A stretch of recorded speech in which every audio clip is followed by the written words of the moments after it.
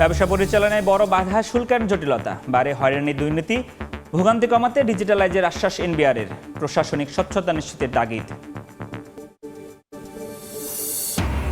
বাড়তি আমদানির পরও নাগালের বাইরে খেজুর, চলতি মাসে 624 মেট্রিক টন খালাসের পরও কেজিতে দাম কমছে মাত্র 50 টাকা, কারসাজির অভিযোগ বিক্রেতাদের।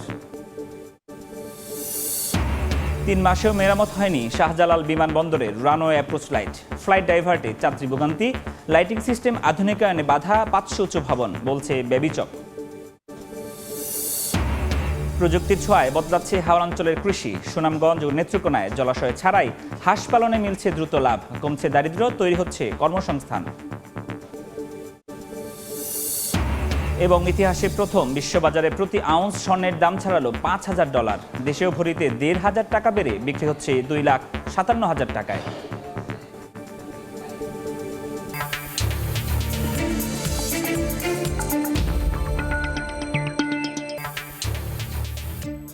দেখছিলেন শিরোনাম। আমন্ত্রণ জানাচ্ছি দেশ ও দেশের বাইরের অর্থ বাণিজ্যের নানা খবর নিয়ে আমাদের নিয়মিত আয়োজন এ সময়ের বাণিজ্যে। আপনাদের সঙ্গে আছি আমি ফরহাদুর রহমান। শুল্কায়ন জটিলতাকে ব্যবসা পরিচালনার ক্ষেত্রে অন্যতম বাধা হিসেবে দেখছেন ব্যবসায়ীরা। এতে বাড়ে হয়রানি দুর্নীতি, যা বাড়িয়ে দেয় খরচ ও আমদানি রফতানি বাণিজ্যের সময়। আন্তর্জাতিক কাস্টম দিবস সামনে রেখে এমন অবস্থার পরিত্রাণ চান তারা। রাজস্ব আদায় ঠিক রেখে ভোগান্তি কমাতে সফটওয়্যার নির্ভর ব্যবস্থা বাড়ানোর আশ্বাস দিয়েছেন এনবিআর চেয়ারম্যান। আর এই কার্যক্রম প্রশাসনিক স্বচ্ছতা নিশ্চিতের তাগিদ বিশ্লেষকদের। MS আরিফিনের report. বন্ড সুবিধার বাইরে প্রায় সব ধরনের আমদানি করা পণ্যের ওপর আরোপিত শুল্ক পরিশোধ করেন ব্যবসায়ীরা। এইচএস কোড, পণ্যের ধরন সহ হরেক রকম কর কাঠামো নিয়ে প্রায় সময়ই পড়তে হয় জটিলতায়। যে পরিমাণ আমাদের লিড টাইম নষ্ট হয় কাস্টমস ক্লিয়ারেন্সের জন্য, পৃথিবীর কোনো দেশ, আমাদের কম্পিটিং কোনো দেশ ইনক্লুডিং পাকিস্তানেও এত সময় লাগে না। 2024-25 অর্থ বছরে শুল্ক, ভ্যাট ও কর এই 3 বিভাগ মিলিয়েও লক্ষ্যমাত্রা পূরণ করতে পারেনি জাতীয় রাজস্ব বোর্ড এনবিআর। চলতি অর্থ বছরের প্রথম 6 মাসেও লক্ষ্যমাত্রা থেকে প্রায় 46,000 কোটি টাকা পিছিয়ে সংস্থাটি। এর মধ্যে কাস্টমসের আদায়ে ঘাটতি থেকে গেছে 12,000 কোটি টাকা। ব্যবসায়ীদের অভিযোগ, আমদানি পণ্যের মূল্যায়ন প্রক্রিয়ায় অনেক সময় অতিরিক্ত শুল্ক পরিশোধ করতে বাধ্য হন তারা। অসাধু কর্মকর্তাদের হয়রানির কারণে কাঁচামাল হাতে পেতে তৈরি হয় দীর্ঘসূত্রিতা। ওনাদের যে অ্যাটাকটা, ওনাদের যে ধীরগতিটা, এটা কিন্তু স্পিড মানি একটা শব্দ প্রচলিত আছে। স্পিড মানি দিলে অটোমেটিক স্পিড শুরু হয়ে যায়। যারা দুর্নীতি করে ব্যবসায়ী এবং সবার মধ্যে, তারা প্রত্যেকেই হয়তোবা যেন এই অটোমেশনের মাধ্যমে এই জায়গাটা থেকে সরে আসতে বাধ্য হয়, সেরকম একটা কাস্টমস আমরা দেখতে চাই। তবে জটিলতার কারণ হিসেবে অসাধু ব্যবসায়ীদের দায়ী করছে এনবিআর। মানি লন্ডারিং সহ চোরাচালান রোধ করা গেলে সৎ ব্যবসায়ীদের মুক্তি মিলবে বলে জানান সংস্থাটির চেয়ারম্যান। কোনো ক্ষতিকর মালামাল দেশে আসলো কিনা, নিষিদ্ধ কোনো পণ্য আসলো কিনা, ডিফারেন্ট লেভেল থাকে এগুলো টেস্ট করার। সেই টেস্ট করতে গিয়ে অনেক সময় নষ্ট হয়, সেটাকে কীভাবে কমানো যায় সেই চেষ্টাও আমরা করছি। শুল্কায়ন জটিলতার ভার কেবল ব্যবসায়ীকে নয়, এর ওজন বইতে হয় ভোক্তাকেও। তাই ব্যবসা সহায়ক নীতি না করে কেবল অটোমেশন কোনো সমাধান দেবে না বলে মনে করেন বিশ্লেষকরা। যদি আমি ওভারঅল ইকোনমিকে ভালো করতে চাই, তাহলে কিন্তু আমাদের ওই কাস্টমস বা ট্রেড ট্যাক্সেশনের বাইরে এসে অন্যান্য যেগুলো ডাইরেক্ট ট্যাক্সেশন আছে সেগুলো দিকে চিন্তা করতে হবে। ট্যাক্সের ভিত্তি বাড়াতে হবে, সেখানে অ্যাকাউন্টেবিলিটি বাড়াতে হবে, ট্রান্সপারেন্সি বাড়াতে হবে। ব্যবসায়ী সৎ বা অসৎ সেটা প্রশ্ন না, প্রশ্নটা হচ্ছে যে আমার সিস্টেমটা তাকে সৎ হইতে দিচ্ছে কিনা। আপনি যতই অটোমেশন বলেন, যা কিছু বলেন, আপনাকে ওই গোড়াটা ঠিক করতে হবে যেটা আপনি ইনপুট দিবেন। ব্যবসা বান্ধব নীতি বাস্তবায়নে যেন আমলাতান্ত্রিক জটিলতা তৈরি না হয়, সেই তাগিদ সংশ্লিষ্টদের। এমএস আরিফিন, সময় সংবাদ, ঢাকা।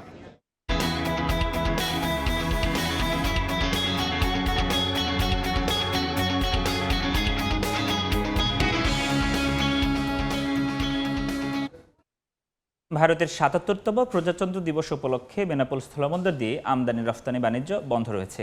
তবে অভ্যন্তরীণ কার্যক্রম ও পাসপোর্টধারী যাতায়াত স্বাভাবিক রয়েছে। মঙ্গলবার সকাল থেকে আবারও 2 দেশের মধ্যে আমদানি রফতানি কার্যক্রম শুরু হবে।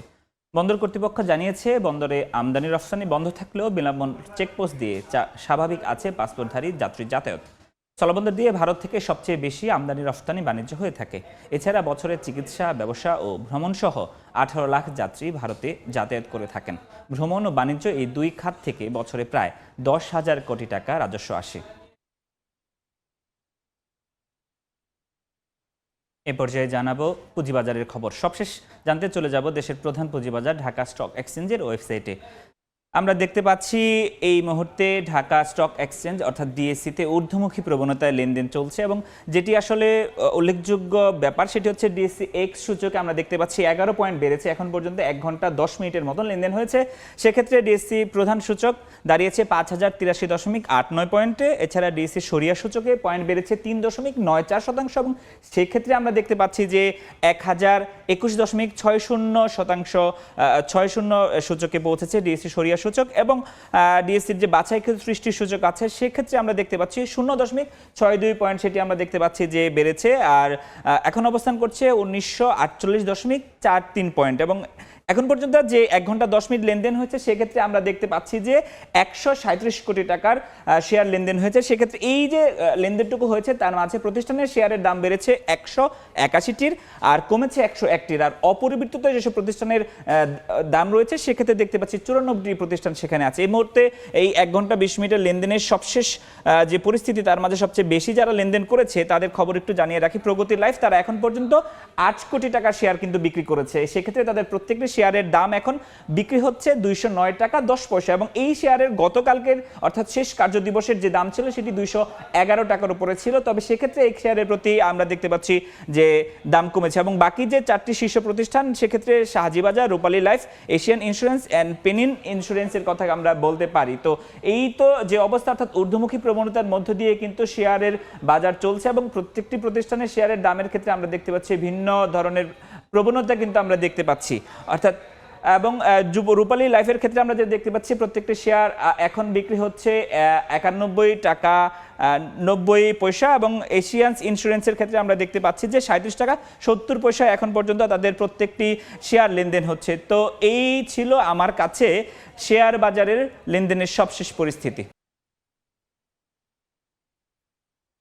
ঠাকুরগাঁও বেগুনবাড়ি এলাকায় নির্বাচনী সভায় বক্তব্য রাখছেন বিএনপির মহাসচিব মির্জা ফখরুল ইসলাম আলমগীর। সরাসরি যাচ্ছি সেখানে।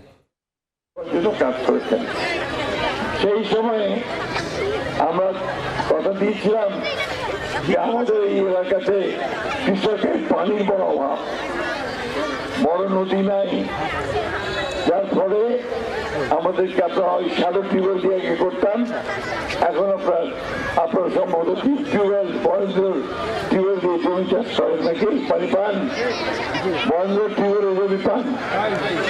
এই বরেন্দ্রটা তখন আমরা নিয়ে আসছিলাম যে টিউবওয়েলগুলোকে চালু করে দিয়ে আমাদের কৃষক ভাইদের কৃষিকাজ করার সুবিধার ব্যবস্থা করেছিলাম। বেগুনবাড়ি থেকে দাঁড়ার পর্যন্ত রাস্তাটা এটা আমরা কাজ শুরু করেছিলাম পাকা করার। আবার ঠাকুরগাঁও থেকে দাঁড়ার পর্যন্ত রাস্তাটা পাকা করার কাজ শুরু করেছিলাম। আমি এই জন্য কথাগুলো বলছি যে আমরা যখন সুযোগ পাই, সরকারে আসার সুযোগ পাই, আপনারা যখন আমাদেরকে ভোট দিয়ে নির্বাচিত করেন তখন আমরা চেষ্টা করি এলাকার উন্নয়নের জন্য, মানুষের উন্নয়নের জন্য। এই মাদ্রাসা বেগুনবাড়ি মাদ্রাসা বহুত পুরানা মাদ্রাসা, তাই না? বহুত পুরানা। এখানেও আমরা আসছি, আমার মনে পড়ে আমাদের আলেম ও বিখ্যাত আলেম মৌলানা তবিজুদ্দিন আহমেদ সাহেবের সঙ্গে এই এলাকাতে আমরা এখানে সন্ধ্যার সময় আমরা জনসভা করছি। মৌলানা তবিজুদ্দিন সাহেব আমাকে খুব ভালোবাসতেন, আদর করতেন, দোয়া করেছেন আমাকে অনেক। বন্ধুগণ, আমরা আজকে এখানে আসছি আপনাদের সামনে আমাদের নির্বাচনের জন্যই। সামনে 12 তারিখে ভোট, এমপি ইলেকশন হবে, তাই না? আমাদের এখানে তো ভোট বলতে আমরা বুঝি চেয়ারম্যান ভোট আর এমপি ভোট, তাই না? চেয়ারম্যান ভোট, এমপি ভোট গত সরকারের আমাদের সবগুলো আগে ভাগে নিয়ে নিত, ভোটাররা ভোট দিতে পারতো না। অনেকদিন পরে আমাদের সুযোগ আসছে ভোট দেওয়ার, তাই না? আমরা এই ফেব্রুয়ারি 12 তারিখে ভোট দিয়ে নতুন একজন এমপি প্রতিনিধি নির্বাচন করব। বিএনপি মহাসচিব মির্জা ফখরুল ইসলাম আলমগীরের বক্তব্যের বাকি অংশ দেখতে ভিজিট করুন সময় টিভির ফেসবুক পেজে। দেখছেন এই সময়ের বাণিজ্য।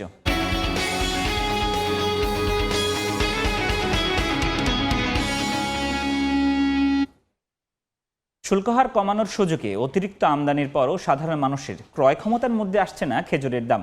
চলতি মাসের 21 দিনে চট্টগ্রাম বন্দর থেকে 624 মেট্রিক টন খেজুর খালাস হয়েছে। আর গত 6 মাসে খালাস হয়েছে 31,000 মেট্রিক টন। অথচ তার বিপরীতে খেজুরের দাম কমেছে মাত্র 20 থেকে 50 টাকা। শাখাত ত্রিপুর ক্যামেরায় বিস্তারিত জানাচ্ছেন কমল দে। গত 23 ডিসেম্বর খেজুর আমদানির শুল্ক হার কমানোর আগে অনেকটা খালি পড়েছিল চট্টগ্রামের ফলমন্ডির সবগুলো আড়ত, কিন্তু এরপরে পাল্টাতে থাকে চট্টগ্রাম বন্দর থেকে খেজুর খালাসের চিত্র। আমদানি বাড়ার সঙ্গে সঙ্গে আড়তগুলোও এখন খেজুরে ভরে উঠেছে। খেজুরের আমদানি শুল্ক হার 25% থেকে কমিয়ে 15% নির্ধারণ করেছে সরকার। আমদানি বেশি হওয়াতে বর্তমান পাইকারি বাজার এখনো স্থিতিশীল অবস্থায় আছে। চলতি অর্থ বছরের জুলাই থেকে জানুয়ারির 21 তারিখ পর্যন্ত চট্টগ্রাম বন্দর থেকে 30,877 মেট্রিক টন খেজুর খালাস হয়েছে।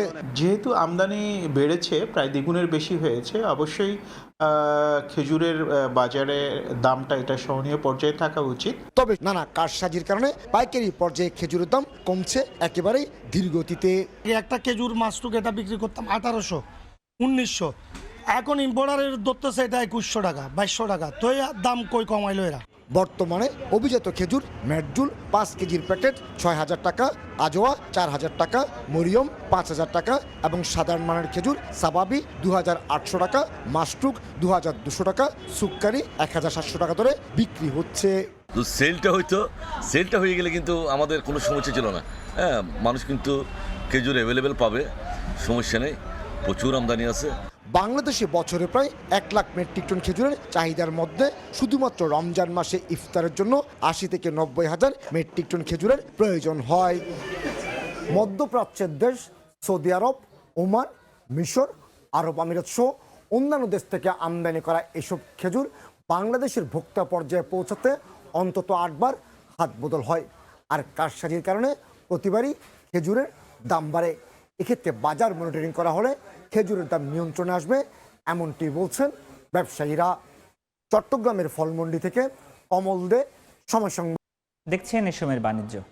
দেশের শীর্ষস্থানীয় শিল্প গ্রুপ আকিজ রিসোর্সের ভোগ্যপণ্য ব্র্যান্ড আকিজ এসেনশিয়াল তাদের প্রিমিয়াম সুগন্ধি চিনি গুঁড়া চালের নতুন ক্যাম্পেইন প্রতিবারই বিয়েবাড়ি আনুষ্ঠানিকভাবে শুরু করেছে। রোববার রাজধানীর আকিজ হাউসে আয়োজিত এক অনুষ্ঠানে ক্যাম্পেইনটির উদ্বোধন করেন আকিজ রিসোর্সের গ্রুপের চেয়ারম্যান ফারিয়া হোসেন এবং ব্যবস্থাপনা পরিচালক শেখ জসিমউদ্দিন। এ সময় ফারিয়া হোসেন বলেন, এই ক্যাম্পেইনের উদ্দেশ্য ভোক্তারা যেন ঘরে বসেও বিয়েবাড়ির সেই বিশেষ স্বাদ, সুগন্ধ, আনন্দ উপভোগ করতে পারেন। অনুষ্ঠানে আরও উপস্থিত ছিলেন আকিজ রিসোর্সের চিফ বিজনেস ডেভেলপমেন্ট অফিসার তৌফিক Hasan, chief people officer Mohammad Afsar Uddin সহ প্রতিষ্ঠানটির ঊর্ধ্বতন কর্মকর্তারা।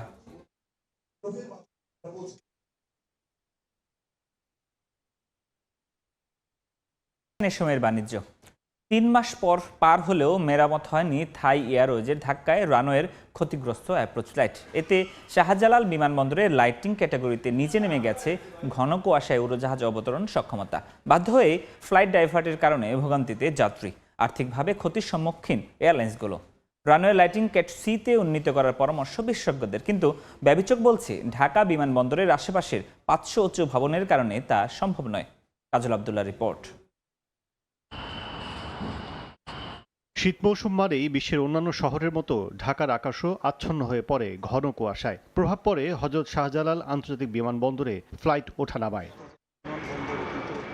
সন্ধ্যা থেকে সকাল পর্যন্ত কুয়াশার ঘনত্ব বেশি থাকায় কমে আসে পাইলটের দৃষ্টিসীমা।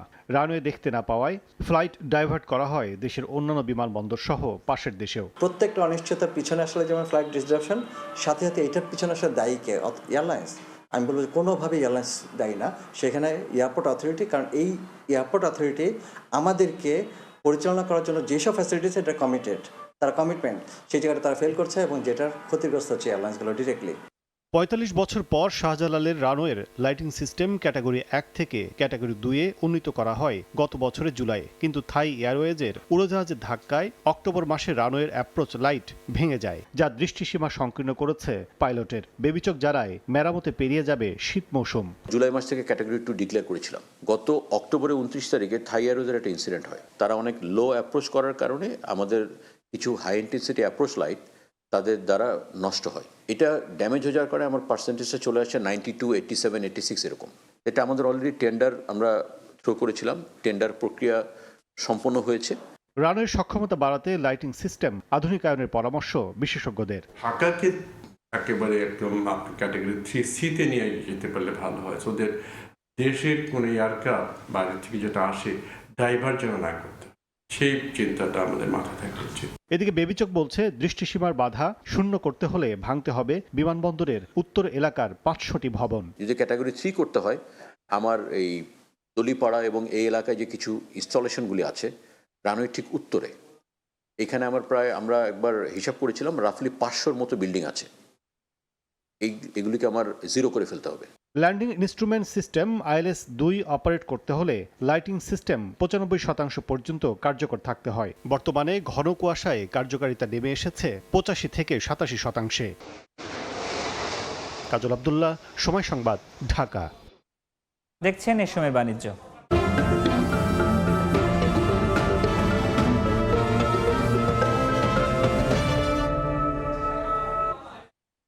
হাওড়াঞ্চলের বাস্তবতায় হাঁস পালন নতুন না হলেও প্রযুক্তির ছোঁয়ায় বদলাচ্ছে চিত্র। সুনামগঞ্জ নেত্রকোনায় জলাশয় ছাড়াই বেইজিং বা পিঙ্কিং জাতের হাঁস পালনে মিলছে দ্রুত লাভ। এছাড়াও ডিমের খোসা থেকে তৈরি পাউডার ব্যবহৃত হচ্ছে জৈব সার ও প্রাণী খাদ্য হিসেবে। প্রত্যন্ত অঞ্চলে খামারি ও উদ্যোক্তাদের প্রযুক্তি ও কারিগরি সহায়তা দিচ্ছে বিভিন্ন উন্নয়ন সংস্থা। সংশ্লিষ্টরা বলছে এতে কমছে দারিদ্র্য, তৈরি হচ্ছে কর্মসংস্থান। সুনামগঞ্জ নেত্রকোনা ঘুরে এসে জানাচ্ছেন তাসনিয়া নিশাদ মিম, ক্যামেরায় ছিলেন নুরুল আলম নয়ন।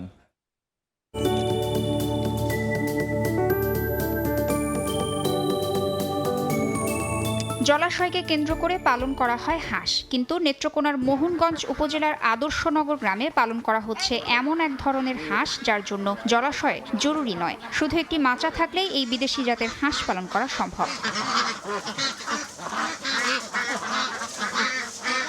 সাদা এই হাঁসগুলো বেইজিং বা পিকিং জাতের হাঁস নামে পরিচিত। এগুলো পালন করছেন আদর্শনগর গ্রামের বাসিন্দা শান্তনা রানী দাস।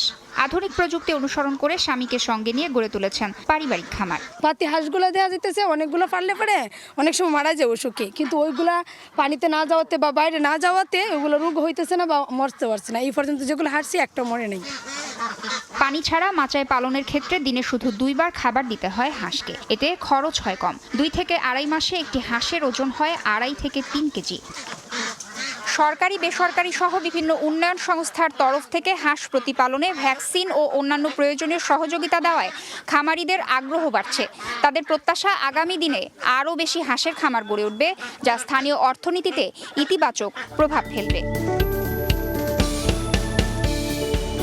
যা একসময় ছিল ফেলনা, সেই ডিমই এখন সম্ভাবনার নাম। ডিমের খোসা থেকে পাউডার তৈরি করে ভাগ্য বদলের গল্প লিখছেন সুনামগঞ্জের ধর্মপাশা উপজেলার গাছতলা বাজারের বাসিন্দা মোফাজ্জল হোসেন। ডিমের খোসায় প্রচুর ক্যালসিয়াম থাকায় জৈব সার, হাঁস মুরগির খাদ্য এবং গাছের জন্য প্রাকৃতিক সার হিসেবে ব্যবহার করে সুফল পাওয়া যাচ্ছে। ডিমের খোসা ব্যবসা করতেছি আপনার প্রায় 1 বছর হয়ে গেছে। হাঁসের খাদ্যর সাথে ওই যে ডিমের খোসার যে গুঁড়াটা ওইটা মিক্স করে খাওয়ানো হয়। প্রান্তিক পর্যায়ের খামারি এবং উদ্যোক্তাদের মাঝে আধুনিক প্রযুক্তি ও কারিগরি সহায়তা দিচ্ছে পল্লী কর্মসহায়ক ফাউন্ডেশন PKSF। আর মাঠ পর্যায়ের এই উদ্যোগ বাস্তবায়নে কাজ করছে দুস্থ স্বাস্থ্য কেন্দ্র DSK সহ বিভিন্ন উন্নয়ন সহযোগী সংস্থা। ভৌগোলিকভাবেই নেত্রকোনা হাঁস পালনের জন্য খুবই উপযোগী একটা জায়গা। পল্লী কর্মসহায়ক ফাউন্ডেশনের আর্থিক সহায়তায় DSK নেত্রকোনা জেলার বিভিন্ন উপজেলায় প্রায় 9,500 খামারিকে প্রান্তিক এবং খামারি পর্যায়ে তারা বিভিন্ন ধরনের সহায়তা দিয়েছে। PKSF কৌশল যেটা দিয়েছে, যত add as much value as possible to primary product. কর্মসংস্থান করতে হলে স্কেল আপ করা লাগবে, ছোট ছোট অ্যাক্টিভিটিসগুলোকে বড় করতে হবে। এর জন্য কৌশলটা হচ্ছে যে জায়গায় যে কাজের কম্পারেটিভ অ্যাডভান্টেজ আছে সেখানে সেই কাজগুলোকে ভ্যালু চেইনে ইন্টারভেন করে সেই কাজগুলোকে পরিপুষ্ট করা, ওর স্টেক হোল্ডারের চেইনে সবাই যাতে উপকৃত হয়, কারণ একটার সাথে একটা চেইনের সাথে আরেকটা চেইন জড়িত। কর্মকর্তারা বলছেন এসব কার্যক্রমের মাধ্যমে শুধু কৃষি ও খাদ্য উৎপাদনই বাড়ছে না, তৈরি হচ্ছে প্রচুর কর্মসংস্থান, যা সহায়তা করছে দারিদ্র্যের চক্র ভাঙতে। তাসনিয়া নিশাত মিম, সময় সংবাদ।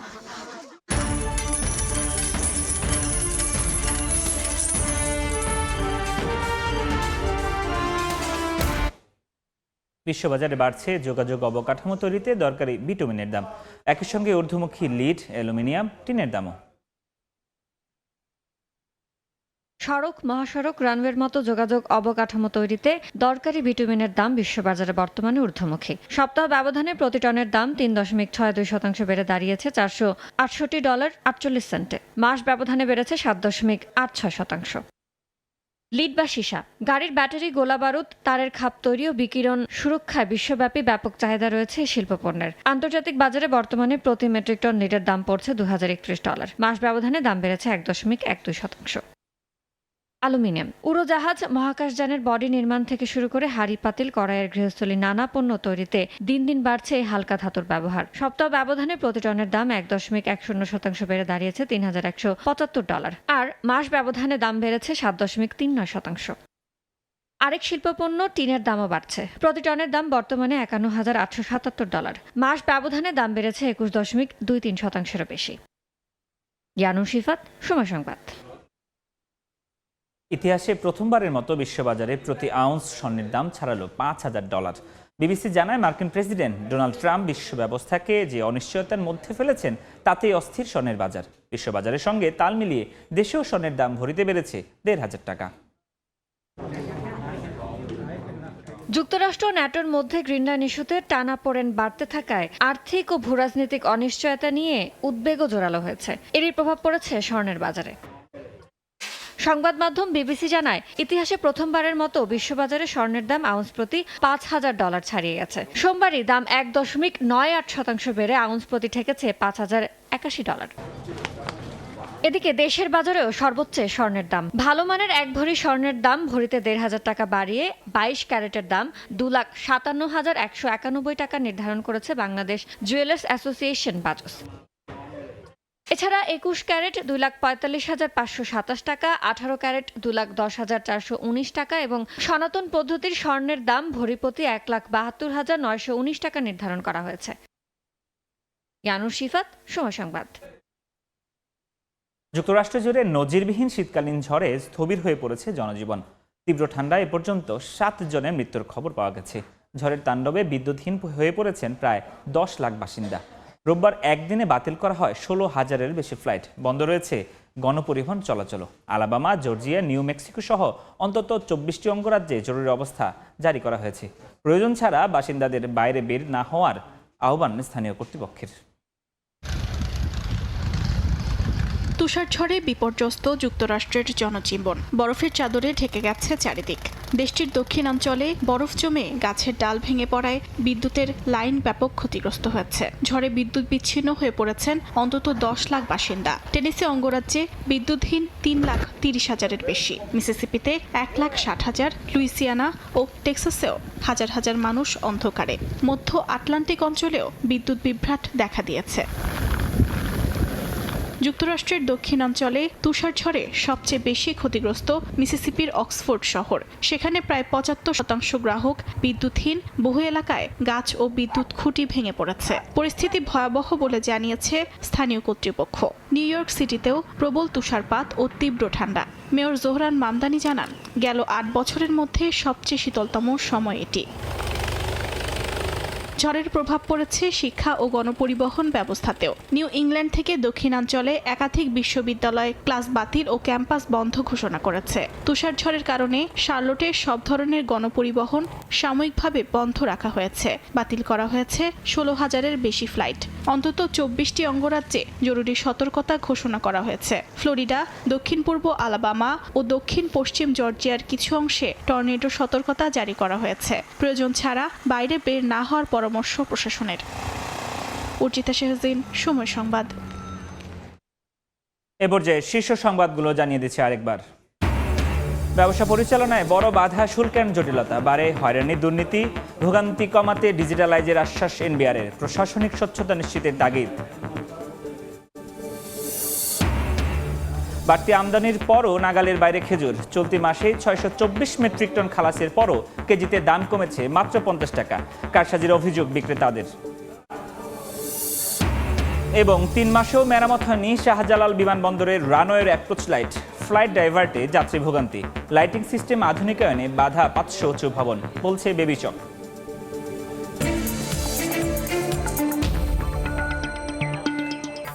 এই ছিল এই সময়ের বাণিজ্যে। দুপুর 12টার সময় সংবাদের সঙ্গে থাকবেন সহকর্মী সাইফুর রুদ্র। সঙ্গে। ফরাদ, আপনাকে ধন্যবাদ।